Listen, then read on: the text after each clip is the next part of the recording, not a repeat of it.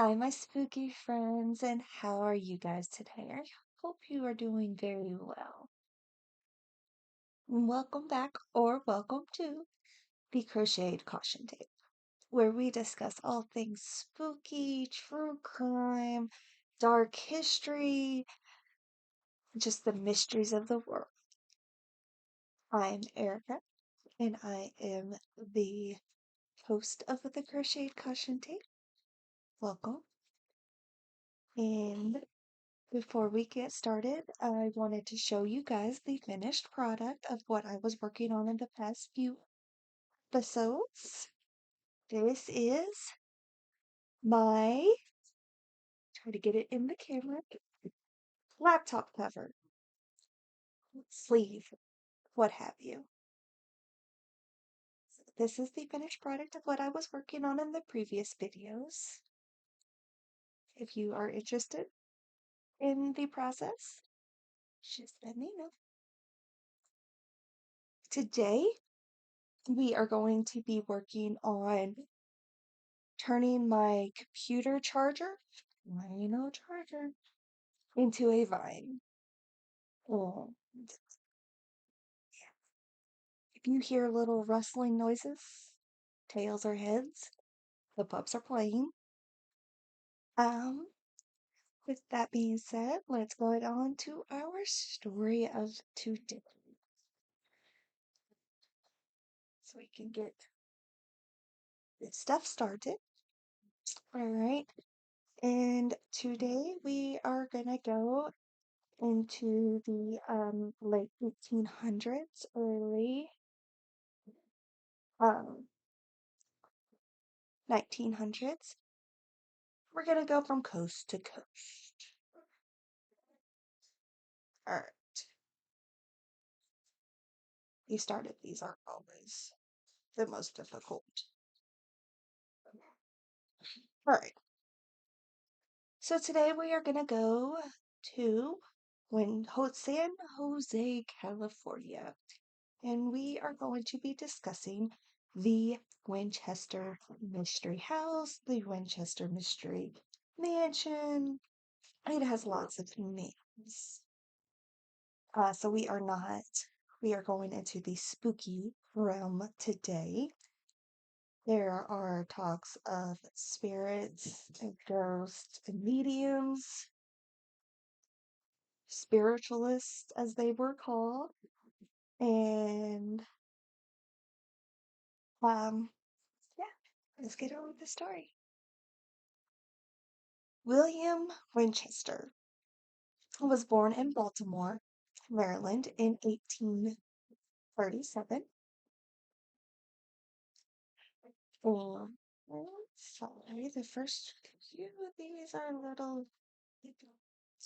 Then we have his lovely bride, Sarah Lockwood Pardee, born in New Haven, Connecticut in 1839. William was the last heir to the Winchester Repeating Arms Company.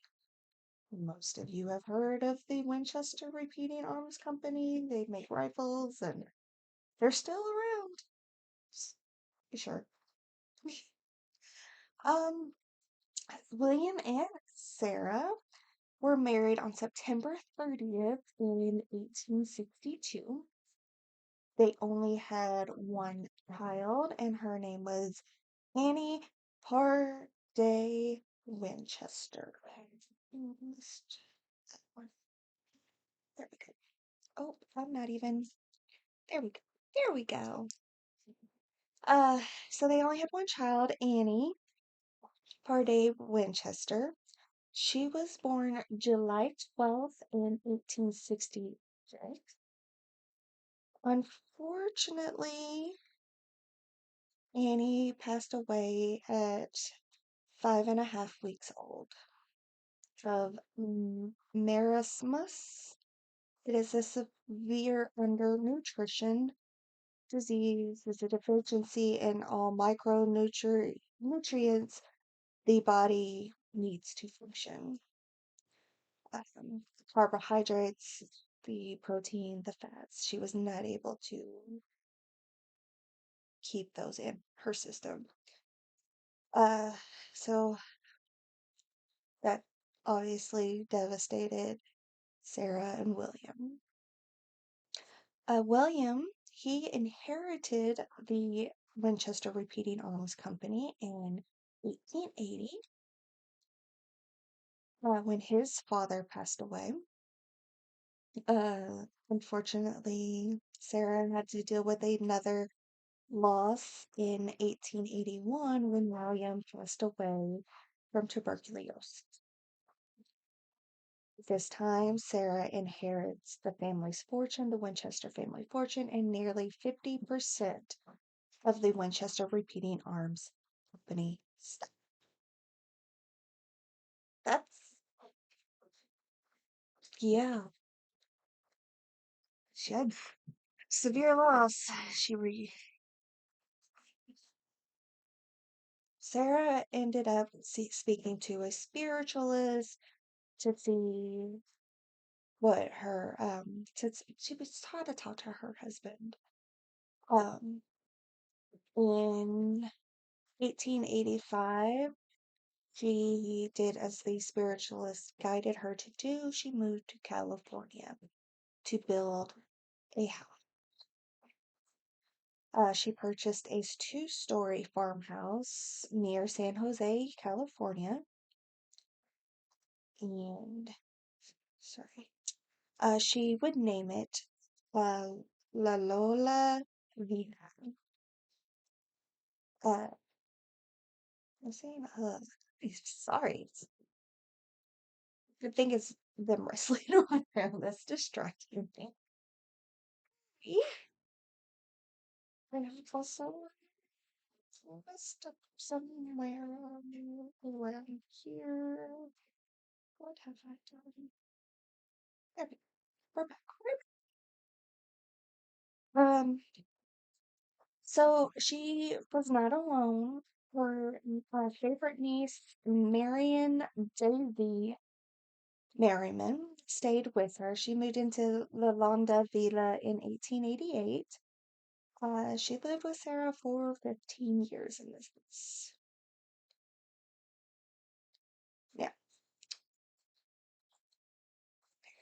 Yeah. She lived in this house with her, and sorry, I hate when I have to count while doing this. All right. Um, from 1890 to 1900 is when she started the construction of on the two-story farmhouse.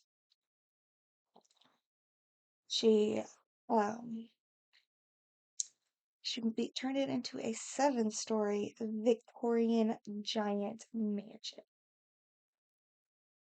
Uh, so Daisy stayed with her for 15 years, and during that time, she met Frederick Marriott Jr., and the two married.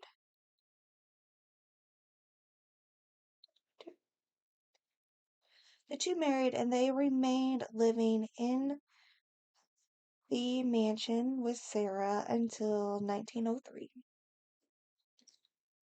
Now, during this time was also the Great Hurricane in San Francisco of 1906. So many different dates for this, but 1906 was the most popular, common year that the earthquake occurred in my research. Um, Luckily, the earthquake did not completely destroy the Winchester Mansion, but the top floors, the seven-story tower and most of the fourth floor were completely demolished.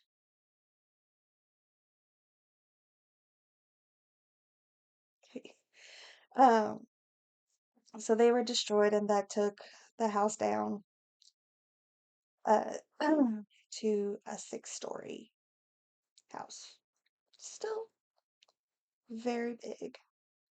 And uh, During this time, Sarah also purchased a second house, Constantine. Hey.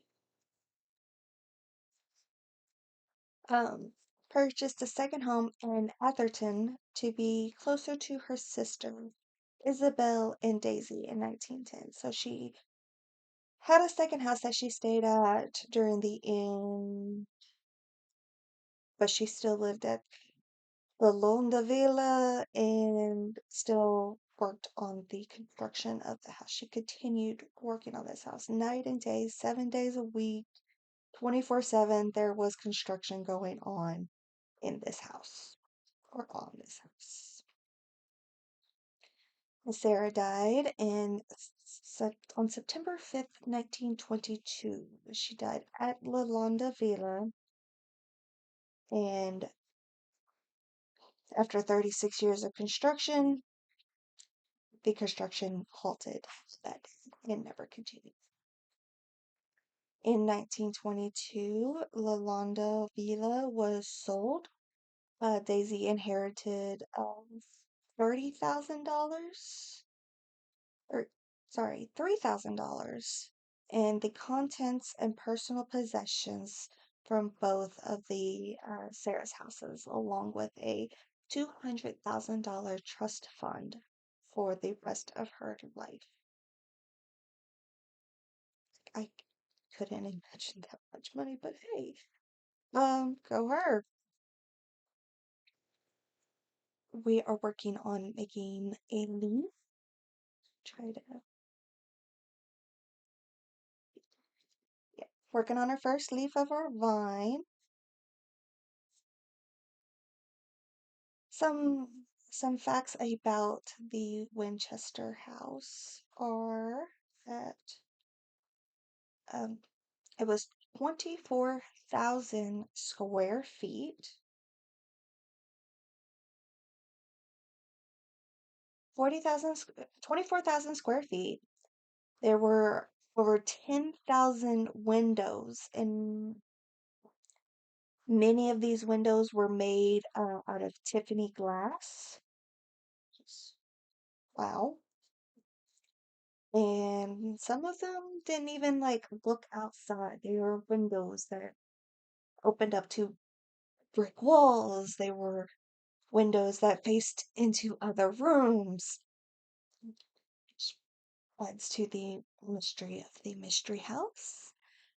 There were 2,000 doors. Again, not all of these doors were actually functional, and they ended up being opening up to walls. Again, there is even a door that I believe it's on the second floor that opens up to the outdoors, but there's no like balcony there. It just opens up, and if you step out, you're going down to the ground.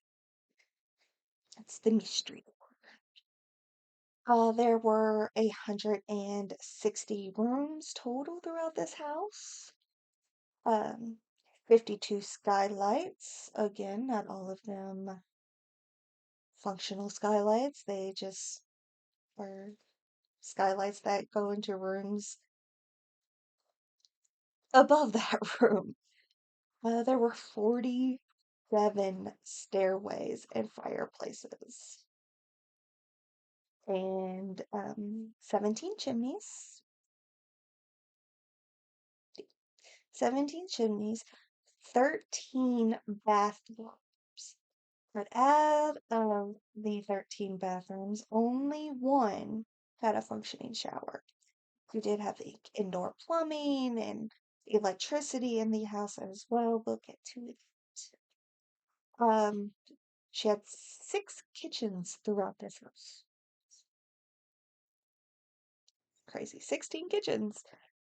Renovations for this house was about $5 million at that time, which would equate to around $71 million today.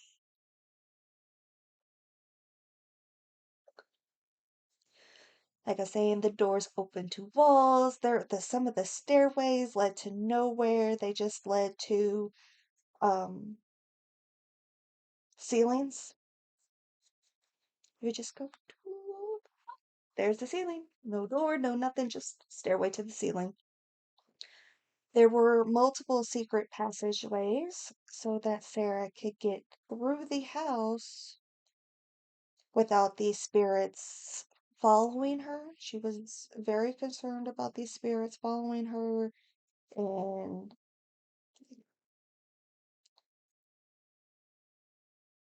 did not work out right. Sorry. I just started making this. But I love the idea. Shout out to Kelsey for showing me this idea and getting me started on it. So the house was under construction for 38 years. See if that works. There we go. 24/7, nonstop. Somebody was always working on this house. And Sarah herself, who grew up being interested in um, construction and architecture and all that, uh, grew up learning the Francis Bacon numerology, and she designed all of the additions and ideas that are spiritual to the house. She designed it all and just gave it to the contractors. I was like, do this. Oh. The house also included 3 elevators. It had 2 basements, 2 ballrooms. Yeah, she wanted to have a ballroom in her house. One of them was not completed, but the other one was glorious. It was beautiful. Um, so what motivated Sarah to do this? To turn a 2-story farmhouse into this giant maze mystery of a house? Like I said, she was very big into going to mediums. She had gone to a medium in Connecticut after her husband had passed away. And this medium had told her that she needed to go to California and build a house to appease the spirits of all of those that were killed using the Winchester rifles. They would haunt her until the day she dies unless she went and built a room for all of them. The victims of the rifles were seeking revenge. They were harmful that haunted her. And the spiritualist said that they had placed a curse on her.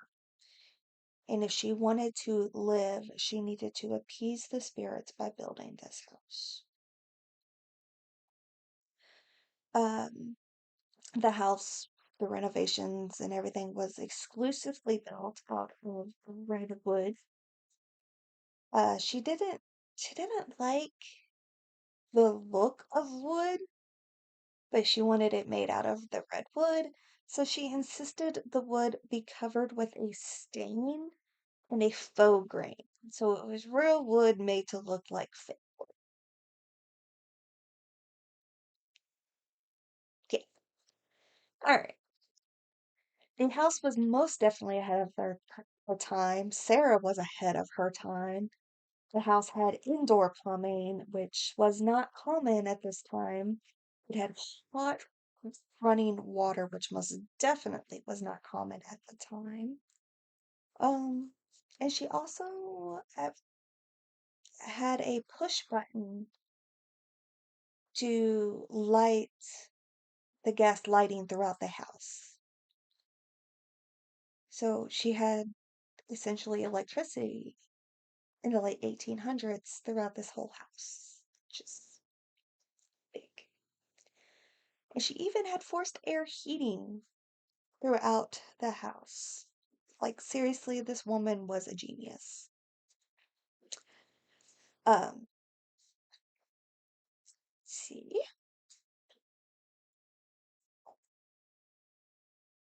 So, whenever the earthquake of 1906 occurred, we talked about earlier how it destroyed part of the top of the house, but the house did not collapse because it had a floating foundation, which is a foundation that equals the weight of the surrounding soil. It's interesting. Cell house is interesting. Sorry.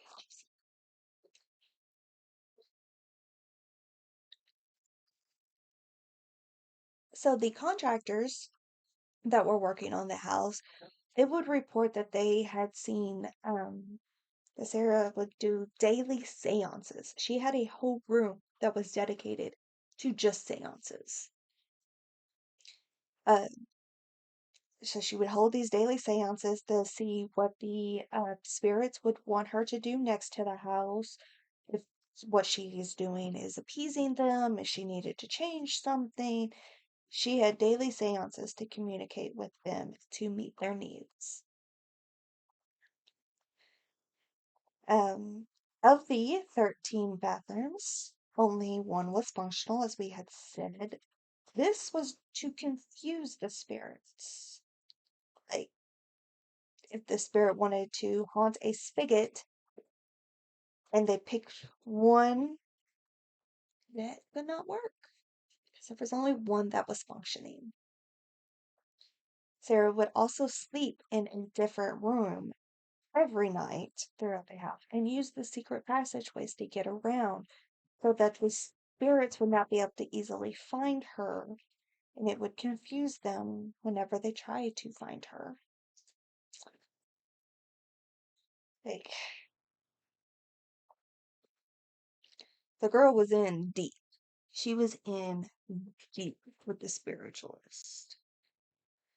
Now, the number 13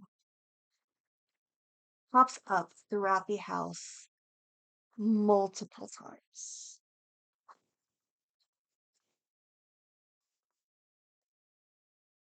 Um, most of the ceilings had 13 panels. There were 13 coat hooks in the seance room.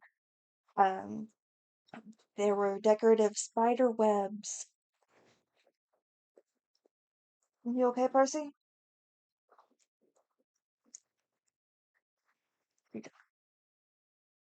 Uh, so at the decorative spider webs that were spread throughout the house, and at that time, the spider webs were were a sign that would bring good luck. Now these spider webs had 13 angles that it went in. There were 13 bathrooms. There were 13 hooks in most closets. Um, there were 13 blue and amber stones in a special window that Sarah had designed. And in the 13th bathroom, there were 13 windows. A lot of windows in a bathroom. What was this bathroom? Hmm, crazy. Guinness Book of World Records for yeah, the house made it to the Guinness Book of World Records for the longest continuous house construction at 38. Now, Sarah had a lot of interest, as we probably see. She designed the architecture, she was into architecture, she was obviously into numerology, but she also had a green thumb. And with the green thumb, she had a $20,000 English yew tree planted in her front yard. That's an expensive tree. She had 12,000 boxwood hedges throughout the property. 1,500 um major plants and shrubs and trees throughout. She even had a monkey puzzle that is native to Chile planted on her property. Um, Back to the architecture, the doors, some of the doors, we talked about how they would lead outside. Some of the doors were really little, but they led to gigantic rooms. The skylights were on the floor from the room below. Hey, pretty girl. Hi. Hi. Oh, Percy wants to say hi. She's our pretty girl. Okay, Percy, baby. Thank you. It's Persephone. And okay, the mansion has been compared to the work of the artist M.P. Fisher, which his work had stairs going in every which direction. It was, um, 13 staircases and 13 rails in the railings, so 13 little posts in all of each section of the rails. Um, and each chandelier that she had hung, each one had 13 lights in them. Um, so she was also using wool as insulation around the house, which was unthought of having that. And it was obviously insulation would help keep the warm air in the house during the winters and keep the house cool during the summers. That wasn't thought of. Be thought of it. Um, the panel of electrical buttons to turn on lights for different rooms by the means of electromechanical strikers that would cause a spark to ignite various lamps. And Sarah was also one of the first people to make use of a shower. She was way ahead of her time. She was amazing. She may have been a little crazy, but she went through a lot. She was a genius. Some say that Sarah made the house into a puzzle. She was raised with the thoughts of the Freemasons and Francis Bacon, and her house does have many Masonic qualities. The outest outset of the Masonic degree is the initiate expresses his wish to receive the light. The front of the mansion faces the east. The east symbolically represents the source of light, of knowledge, and wisdom. Sun rises in the east. So, front door is the first area to get the light at sunrise. Um,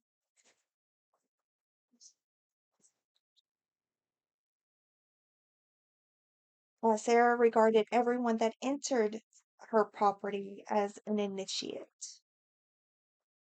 So the journey begins at the front wrought iron gates of the property. Each gate has the sun symbol, and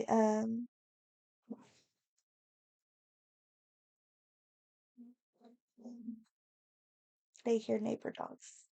Sorry, Odie, it's okay. Right, so each gate has the sun symbol. The difference between her sun and the Mason's sun is that hers has a daisy in each of the two suns with 8 petals instead of a face, like the Masons had in their sun. The daisies represents two essential the qualities of the initiate: innocence and fidelity. The sun is the symbol of, is the insignia. Gosh, words are so difficult, aren't they? What am I doing here? Uh, insignia of the senior deacon of the Masonic Lodge, and the initiate becomes their own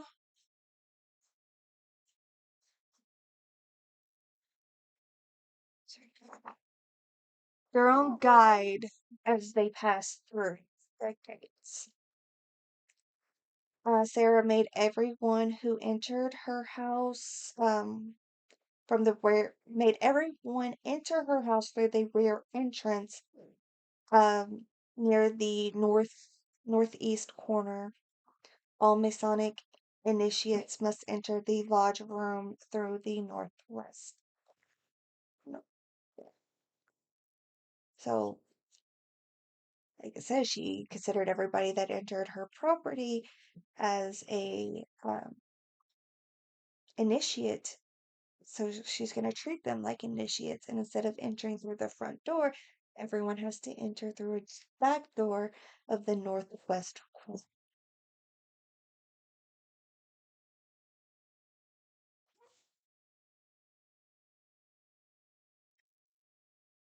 So she had a switchback staircase at the entrance, and it winds from the center of the room outward and round and round and round until it reaches the second floor. There were 44 tiny steps. Each step was only 2 inches high. There were 7 turns on the case, which blends in with the symbolism of the winding staircase of the second Masonic degree and Jacob's ladder. Jacob's ladder is a ramp that turns 7 times, going higher and higher to reach heaven. So each turn was higher. Higher. 7 turns is equivalent to 7 liberal arts and sciences, explained in the winding staircase lecture of the second Masonic degree.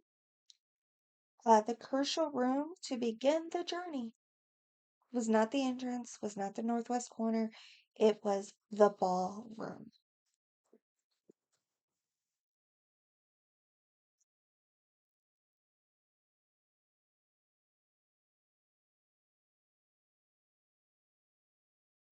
Was the ballroom.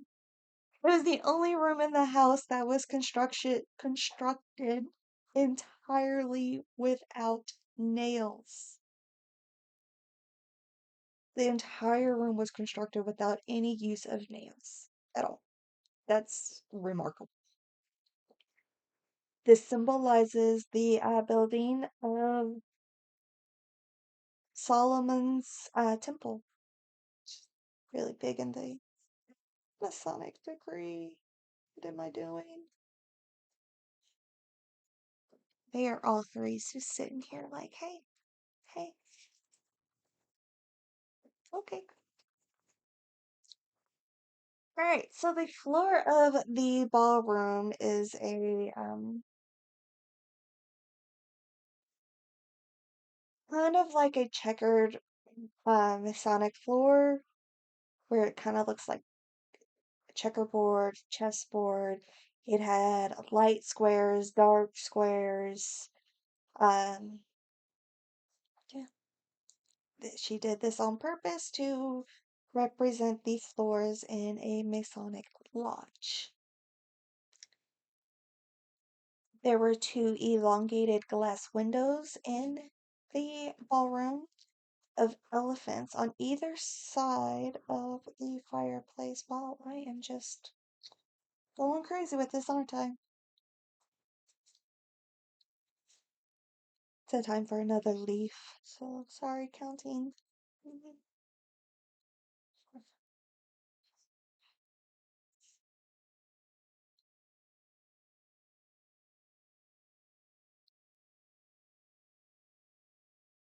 Right. Um, on each of these had an elephant and a piece of Shakespeare plays, like little broken up quotes from Shakespeare plays.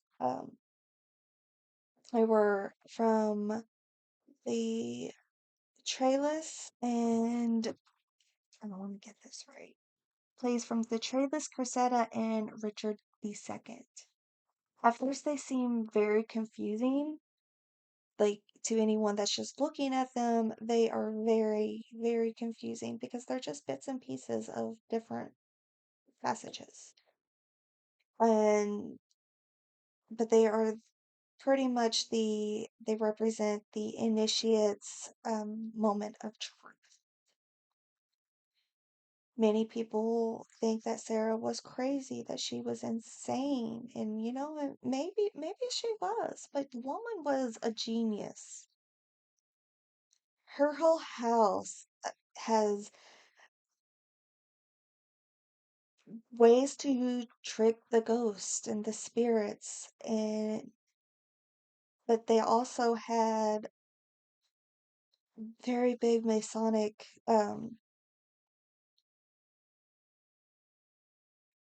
attributes, and definitely numerology was really big with Sarah. Like I said, she studied Francis Bacon, who was all about numbers and the number 13 and 11, and all of these are present in the house, throughout the house in multiple different situations. So, was she crazy?